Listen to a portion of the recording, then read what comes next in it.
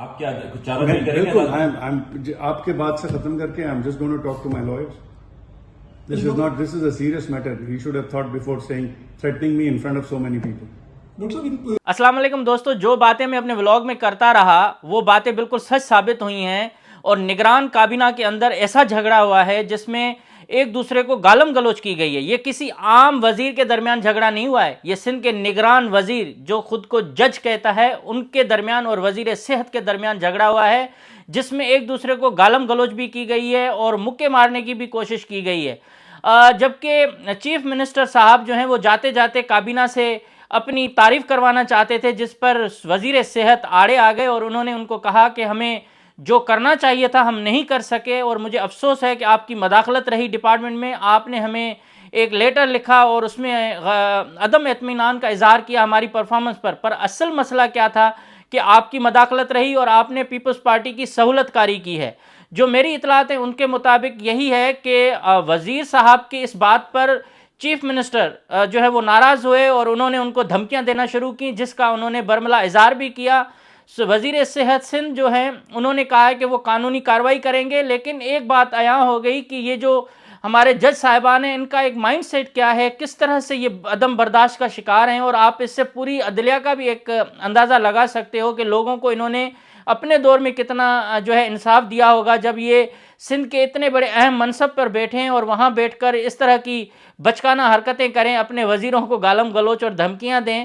تو انہوں نے باقی جو ٹینور جب جج کے طور پر گزارا ہوگا تو وہ ان کا کتنا فرونیت والا ہوگا، اس سے اندازہ کر سکتے ہیں۔ اب جسٹس مقبول باقر کے ساتھ مسئلہ یہ تھا کہ جسٹس مقبول باقر کو پیپلز پارٹی ایک ڈیل کے ذریعے لے کے آئی تھی، نگران وزیر اعلیٰ سندھ ان کو بنایا گیا، اور اس سے پہلے جو بھی نگران وزیر بنے وہ بھی وزیر اعلیٰ بنے وہ بھی ڈیل کے ذریعے ہی بنتے رہے، لیکن ان کو یہ کنجی دے کے گئے تھے کہ آپ ہمیں جو ہے نا سپورٹ کریں، اور نگران وزیر اعلیٰ نے پورے سندھ کے اندر نہ لا قانونیت کا معاملہ ختم کیا، نہ کرپشن ختم کروا سکا، نہ کوئی ادارہ ڈپارٹمنٹ بہتر کر سکا، یہ صرف جہاز اور گاڑیاں لے کے گھومتے رہے اور اربوں روپے کے چونے لگا کے یہ جا رہے ہیں۔ اور وہ بات میری سچ ثابت ہو رہی ہے جب آج اختتامی اجلاس ہو رہا ہے سندھ کابینہ کا، اس میں یہ تلخ کلامی جو ہوئی ہے، تلخ کلامی سے بھی آگے کی بات ہے کہ ایک وزیر کو وہ کہہ رہے ہیں آپ نکل جائیں، اور اس کے بعد کیا ہوا ہے پہلے آپ صوبائی وزیر کی بات سنیں اور پھر میں آپ کو آ کے باقی چیزیں بتاتا ہوں کہ ہمارے جو جانے والے جو نگران وزیر اعلیٰ ہیں انہوں نے کیا گل کھلائے ہیں۔ جی آج لاسٹ ڈے تھا جی، میری تو سمجھ میں نہیں آیا کہ کیبنٹ میٹنگ تھی، اس میں ایک پوائنٹ بھی تھا، اس پہ کچھ ایشور اللہ صاحب کے ایشوز تھے جو انہوں نے ریز کیے۔ اس کے بعد یہ ہوا کہ جی آپ لاسٹ میٹنگ ہے، اس کو ہمیں نا بڑے پازیٹیو نوٹ پہ اینڈ کرنا چاہیے، تو اس پہ میں نے کہا کہ جی بات پازیٹیو نوٹ پہ اینڈ کرنے کے لیے ہم میچورڈ لوگ ہیں، ہمیں یہ دیکھنا چاہیے کہ ہمیں جو موقع ملا تھا اس میں ہماری ناکامیاں کیا ہیں، اور جو ناکامیاں ہیں اس کی وجوہات کیا ہیں، یہ ضروری ہے دیکھنا۔ میں نے کہا کہ ہمارے ادارے کو لیٹرز ملے جو کہ جی انہوں نے اچھا کام نہیں کیا، میں نے کہا یہ بالکل صحیح بات ہے، لیکن ہمیں باقی اداروں کی بھی پرفارمنس کے بارے میں بتایا جائے جو 24 ادارے چیف منسٹر صاحب کے اندر تھے، تو ان کی بھی ہمیں کوئی ڈیٹیل ہونی چاہیے تھی، ایز کیبنٹ ممبرز ہمیں اپڈیٹ ہونی چاہیے تھی ہمیں۔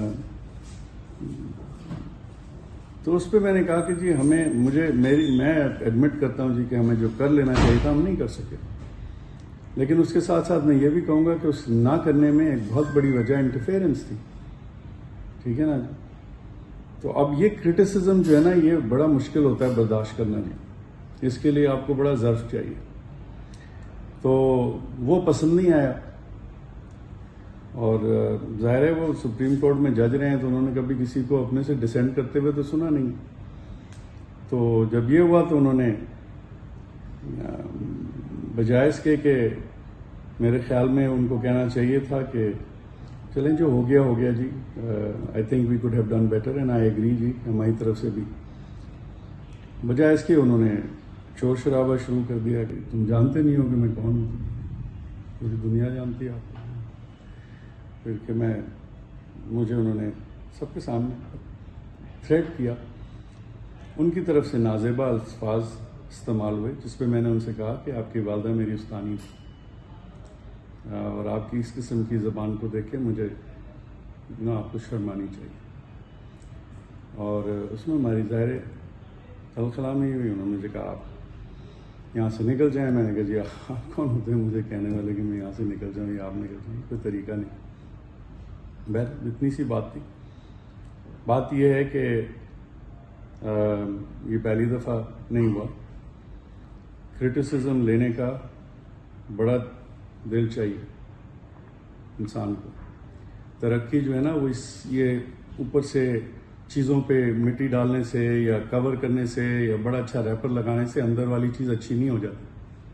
ہمیں یہ سمجھنا چاہیے بحیثیت قوم کہ ہمیں کرٹیسزم لینے کی ہمت ہونی چاہیے ہمیں کہ ہمارے جو غلط کام ہے وہ غلط کام ہے یار. مطلب غلط ان دا سینس کہ ہم جو چیز نہیں کر سکے وہ ہماری ناکامی ہے. میں نے آپ لوگوں سے شروع سے کہا ہوا تھا کہ ہمارے لیے سب سے امپورٹنٹ جو 2 میٹرز ہیلتھ ڈپارٹمنٹ کے تھے وہ ہیلتھ انشورنس تھی اور آٹومیشن تھی. اور اس میں ہمیں وہاں سے تو کوئی مدد نہیں ملی. فائنلی اسمبلی دوبارہ وہاں سے آئی واپس ہو کے اس میں سوال انہوں نے ریز کیے. ان سوالوں کے جواب دے کے آلریڈی میں نے ہیلتھ ڈپارٹمنٹ کو دے دیا ہے سارے سوال کے جواب. اب وہ یہاں سے جاتی دوبارہ اس پہ بحث ہوتی ہے. ایک دفعہ بحث نہیں ہوئی. آٹومیشن کا سسٹم آپ لوگوں کو پتہ چل جائے گا کہ وہ اس کے اندر ایشوز تھے. سیکرٹری صاحب کو جن کی پشت بنائی تھی وہ آپ سب کو پتہ ہے, مجھے بتانے کی ضرورت نہیں. آپ کیا کچھ چارہ دل کریں گے؟ بالکل. آپ کے بات سے ختم کر کے I am just going to talk to my lawyers. This is a serious matter. He should have thought before threatening me in front of so many people. ہم اپنی ہم نے جو کچھ کیا ہے ہم اس کو دیکھیں کہ وہ ہم نے کتنا لوگوں کے لیے فائدہ پہنچایا اور جو ہم نے کیا اس کے علاوہ ہم کیا کر سکتے تھے. ہمیں یہ دیکھنے کی ضرورت ہے نا جی, تاکہ آگے آنے والوں کو بھی پتا ہو کہ یہ آپشن تھا اور یہ آپشن پہ کام ہو سکتا ہے. سر پھر رویہ وزیر اعلیٰ کا اتنا تلق کیوں تھا آپ سے؟ اور ہمیں یہ اطلاع ملی کہ آپ کو دھمکیاں بھی دی گئیں, نتائج بھگت لینا بھی کہا گیا, معاملہ ہاتھا بھی تک کیا ہوا تھا؟ ہاتھا پائی وغیرہ کی کوئی بات نہیں ہوئی تھی, بالکل غلط ہے. لیکن انہوں نے مجھے تھریٹن کیا ہے جس کے بارے میں I am going to talk to my lawyers. کیا دھمکی دی؟ انہوں نے کہا جی میں آپ کو پتا نہیں میں کون ہوں اور میں کیا کر سکتا ہوں, آپ کا میں وہ حشر کروں گا. تو میں نے کہا ٹھیک ہے دیکھ لیں گے. Absolutely no support from the department secretary. So how do you expect me to work? آپ تو میری جو ناکامی ہے میں تو ایکسیپٹ کرتا ہوں. حالانکہ ہم نے میرٹ کے سسٹم پہ انٹرویوز کیے, ہم نے جتنی بھی پولیو کی ویکسینیشن سے لے کے ای پی آئی تک سبسٹنس ابیوز کے اوپر آپ سب کو پتہ ہے, ویل ویمن کلینک آپ کو پتہ ہے, رجسٹر جو ہیں بیماریوں کے, کینسر کے جو ہمارے پاس نہیں ہیں ان کی انیشیشن, ہاسپٹلس کے اندر بھی تھے. اب ہاسپٹلس کو آپ برا جا کے کہیں گے. آپ نے دیکھ لیا کہ ایک نگران وزیر کے کیا الزامات ہیں, اور سندھ کابینہ کا یہ جو اجلاس وزیر اعلیٰ ہاؤس میں ہوا اس میں چیف منسٹر نے ان کو گالیاں دی ہیں اور اس کے بعد انہوں نے بھی ان کو گالم گلوچ کی ہے, اور اس کے بعد جو ہے وزراء نے صوبائی وزیر صحت کو قابو کیا, اور اس کے بعد جو ان کا ڈی ایس اسٹاف ہے, چیف منسٹر کے جو اسٹاف ہیں, انہوں نے چیف منسٹر کو ٹھنڈا کرنے کی کوشش کی. اب اس سے آپ اندازہ کریں کہ یہ جو سیاسی لوگوں کی پشت پناہی کرنے والے لوگ ہیں یہ کوئی عام لوگ نہیں ہیں, یہ بڑے عہدوں پر رہنے والے جج ہیں. اور جب ججوں کا افعال یہ ہو, اعمال یہ ہوں, تو باقی کسی وڈیرے سردار یا جو سیاسی لوگ ہیں ان پر تو ہم کچھ کہہ نہیں سکتے, ان کو تو ہم نے کچھ بولنا بھی نہیں ہے. تو یہ چیف منسٹر صاحب جب سے چیف منسٹر بنے ان کے دور میں سندھ جو پورا سندھ تھا وہ پیپلز پارٹی کا ایک سمجھے کہ بی ٹیم کے طور پر یہ کام کرتا رہا. اس نے وزراء کو پرمیشن دی ہوئی تھی جو من پسند وزراء تھے, انہوں نے یہاں تک اقربا پروری کی کہ یہ آرٹس کونسل میں چلے گئے اور وہاں احمد شاہ صاحب جو ہیں ان کو اچھے لگ گئے اور انہوں نے وہاں وزارت دے دی. چیف منسٹر کا یہ کام کہ ایک پیپلز پارٹی کا ڈائی ہارڈ ورکر جو سندھ حکومت سے 45 کروڑ روپے فنڈ لیتا ہے اپنے آرٹس کونسل کے لیے, اور وہاں آرٹس کونسل میں ایک مونوپولی بنا کے بیٹھا ہوا ہے, 11 سال سے اوپر ان کو ہو چکے ہیں, اور وہ بھی ایک جال سازی کے ذریعے, آرٹ لور کے ذریعے انہوں نے یہ سارا جو الیکشن جیت رہے ہیں.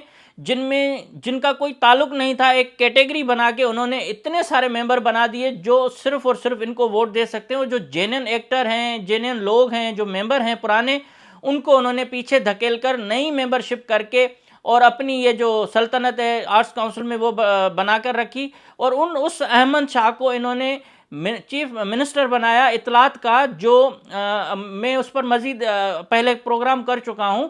और उसके साथ इन्होंने आते ही, जब एक वज़ीर थे यूनुस ढागा जो साबिक सेक्रेटरी भी रहे, उन्होंने जब पीपल्स पार्टी की करप्शन के पर्दे चाक करना शुरू किए तो उनकी इन्होंने वजारत का कलमदानी तब्दील कर दिया था। तो आज इस शख्स की ज़बान भी सबके सामने आ गई कि एक जज साहब क्या हो सकते हैं। उनकी वालदा के बारे में जब वो वज़ीर साहब बता रहे हैं कि वो मेरी टीचर रही है और आप इस तरह के अल्फाज इस्तेमाल नहीं करें, धमकियों पर उतर आए। उन्होंने वज़ीर को मतलब जान से मारने की भी धमकियां दी और कहा कि आप मुझे नहीं जानते कि मैं आपको क्या कर सकता हूं। लेकिन चीफ मिनिस्टर को भी ये मालूम होना चाहिए कि जितने वज़रा आए थे वो 90% बड़े लोगों के आशीर्वाद से आए थे, वो भी कोई हल्के फुल्के लोग नहीं हैं। अब इस वज़ीर सेहत साहब ने क्या किया कि जो जेडीसी को जो पैसे दिए जा रहे थे 2 अरब रुपए, उस पर भी इसने एतराज़ किया कि भाई ये क्यों दे रहे हो, सिर्फ एक फ़िरके की वजह से कि आप एक मसलक से वाबस्ता हैं या किसी और से हैं तो आप किसी को भी नवाज दें। सिंध के पैसे हैं, किसी के बाप के पैसे तो नहीं है कि आप किसी भी एनजीओ को दे दो और एनजीओ अपना नाम चमकाए। जब एनजीओ काम कर रही है तो उसको करने दे, और आप सिर्फ अपनी वाहवाह कराने के लिए जब आपको थोड़ा सा टाइम मिलता है तो आप आके कहते हो कि इनको 2 अरब दे दो, इनको 5 अरब दे दो, स्कूलों में 1 महीने के अंदर फर्नीचर लाएं। मैंने उस पर भी प्रोग्राम किया था कि जब सिंध के इतने सारे स्कूल बंद हैं 15 साल से, जहां 15 साल से फर्नीचर नहीं जा रहा, वहां 1 महीने में फर्नीचर कैसे जा सकता है। लेकिन चीफ मिनिस्टर साहब ने वो भी अदालत से इजाज़त ले ली और वहाँ भी अरबों रुपए की करप्शन हुई। उनकी जो वज़ीर तालीम रही वो भत्ते लेती रही मुख्तलिफ कॉलेजेस से, मुख्तलिफ डायरेक्टर्स से, प्राइवेट स्कूलों से, और उसके साथ उसकी परफॉर्मेंस भी ज़ीरो रही। मेरे ख्याल में तारीख में पहली दफ़ा ऐसा हुआ होगा कि कोई चीफ मिनिस्टर इज़्ज़त कमा के जाने के बजाय अपनी बेइज्जती करवा के सिंध के एक बड़े ऐवान से वो और हाउस से वो जा रहा होगा घर। तो ये आप अंदाज़ा करें भाई जजों के हाल, ये साबिक रिटायर्ड जज हैं और इनकी कुर्सी पर कितने लोगों को इंसाफ मिला होगा, ये भी एक बड़ा सवालिया निशान है। तो मैंने सोचा आपको ये वाली लेटेस्ट अपडेट सुना लूँ। बाकी तो आपने वीडियो में सुन ही लिया है कि क्या हुआ है, और उसमें भी उन्होंने कुछ चीज़ें नहीं बताई हैं। जो बातें बताई गई हैं उनके मुताबिक बहुत बड़ा तमाशा हुआ और चीफ मिनिस्टर ने अपनी जो इज़्ज़त थी वो खुद गंवाई है वहाँ। Thank you so much.